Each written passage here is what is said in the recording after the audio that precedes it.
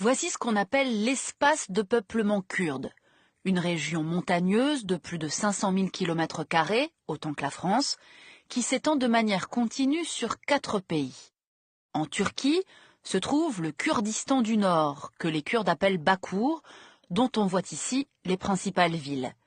Les Kurdes de Turquie sont les plus nombreux, plus de 15 millions, dont 3 à Istanbul.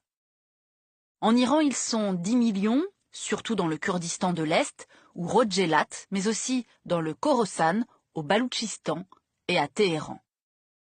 En Syrie, il serait 2,2 millions au Rojava, ou Kurdistan de l'Ouest, ainsi qu'à Alep et à Damas.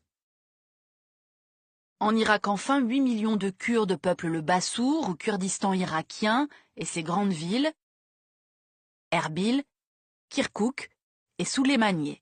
Ils représentent un quart de la population irakienne. Plus éloignés, on trouve également des zones kurdes en Géorgie, Arménie, Azerbaïdjan et Turkménistan, et 650 000 Kurdes immigrés en Allemagne.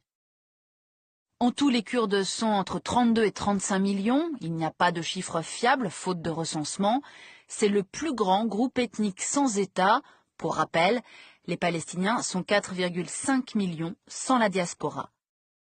Ni arabes, ni turcs, ni perses, les Kurdes seraient les descendants mythiques des Mèdes au 7e siècle avant Jésus-Christ.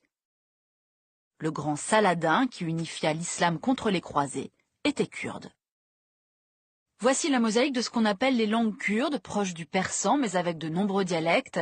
Ces langues restent un élément d'identification important avec 2 alphabets, latin et arabe. Enfin, même mixité côté religion, avec une majorité de musulmans sunnites, y compris en Iran, des chiites et des alévis, ainsi que des minorités chrétiennes, des yézidis et une communauté juive kurde. Alors pourquoi les Kurdes, 4e groupe ethnique du Moyen-Orient, n'ont-ils pas d'État? Pour le comprendre, il faut faire un peu d'histoire.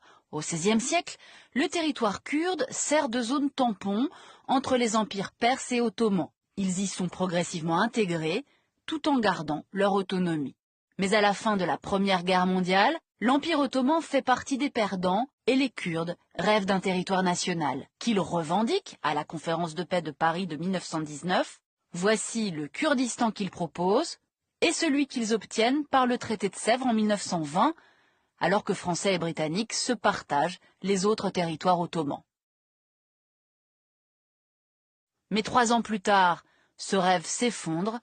Mustafa Kemal, le dirigeant nationaliste turc, impose aux Alliés un nouveau traité qui nie les droits kurdes.